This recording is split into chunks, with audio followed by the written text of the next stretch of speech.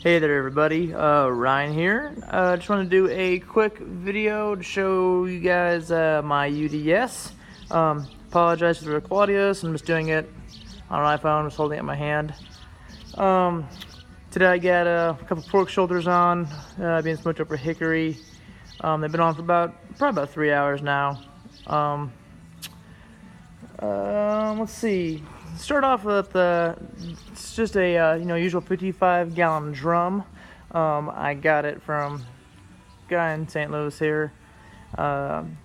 It held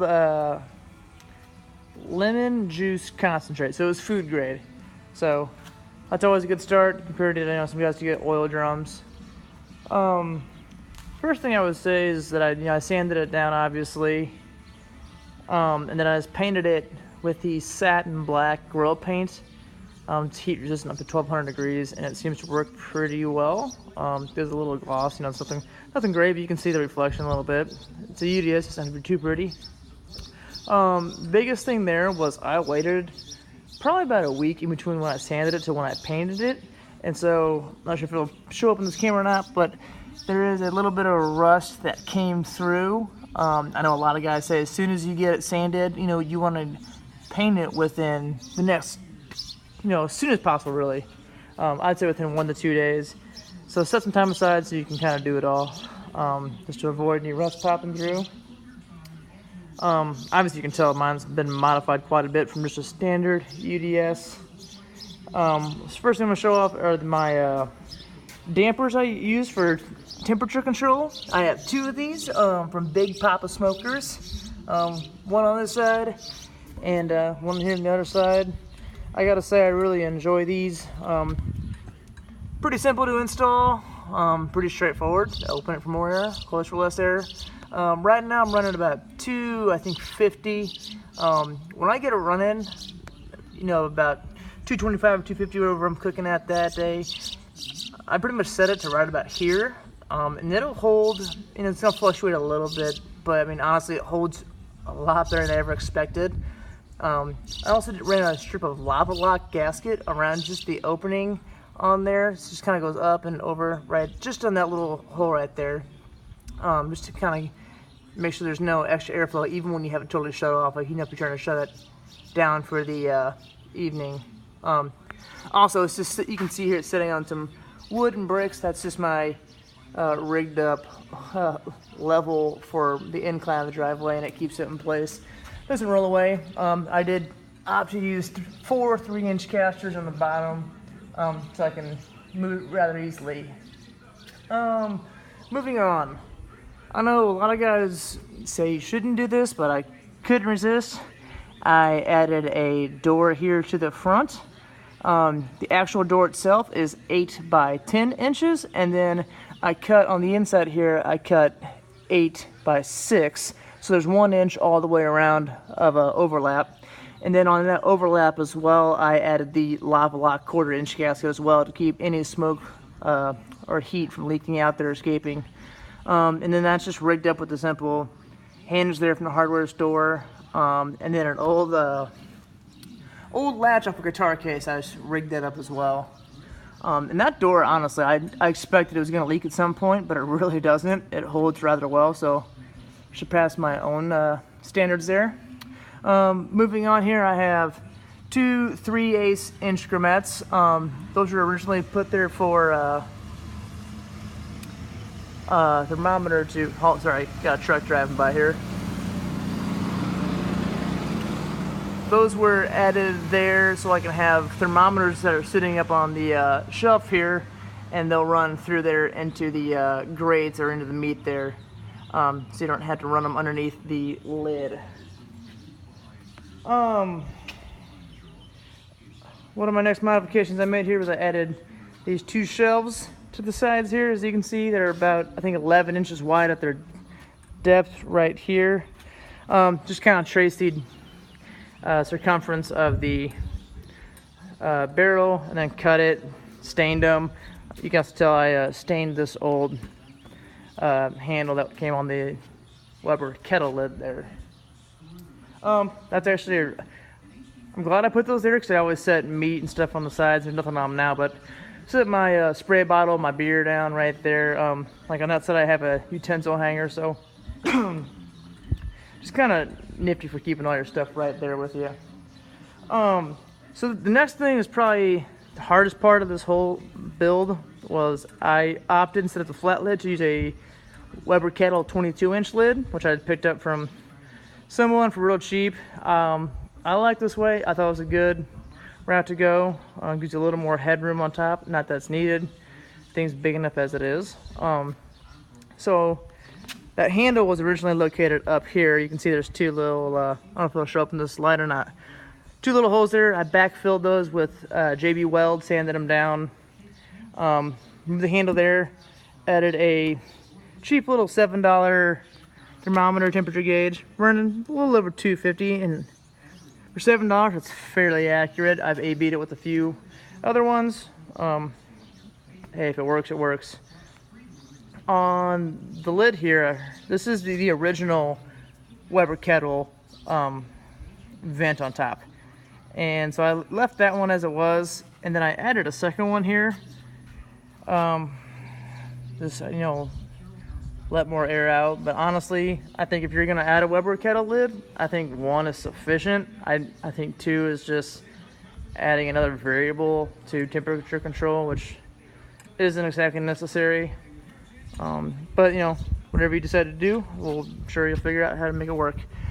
On the back here, I just got one little hinge. I kind of just beat it to the shape of the, I beat it out on the bottom and beat it back in, then formed it to the curve of the Weber Kettle lid there. As of now, it does not like prop open or stay open on itself. I just pick up the lid and then put it back down. But and if I have to really get in there with two hands, I'll have somebody hold it for me if someone's around. If not, I'll also open it and let it hang off the back. But you can get in there with your spray bottle. You know, you can pick it up, spray your ribs, wherever you got going with your apple juice, and you're in and out in a matter of, 5 seconds at most. So, not letting too much air in or out. Next thing, so to accommodate that lid, what I did is I went to Lowe's and I picked up, it's an 1/8 inch by 2 inch by 8 foot piece of metal. Not exactly sure what you call it, but essentially what I did was I took it and bent it to the inside circumference of the barrel. The reason in doing this was that this Weber Kettle lid does not, like if you just sit it down on top of the barrel, it does not sit flush. It kind of just sits on there, and it's prone to fall off. So it's just not a good route to go. But if you run that 1/8 inch piece of metal along the inside, and what I did is I ran it there and then drilled the holes in that popper if it's every 2 inches around. When it comes up, that circumference fits exactly on the inside of the Weber Kettle lip there. So it works out way too well. I have a little gap in mine just because I set it a little higher just to be sure I wouldn't have like any gap between the lid and the that lip there.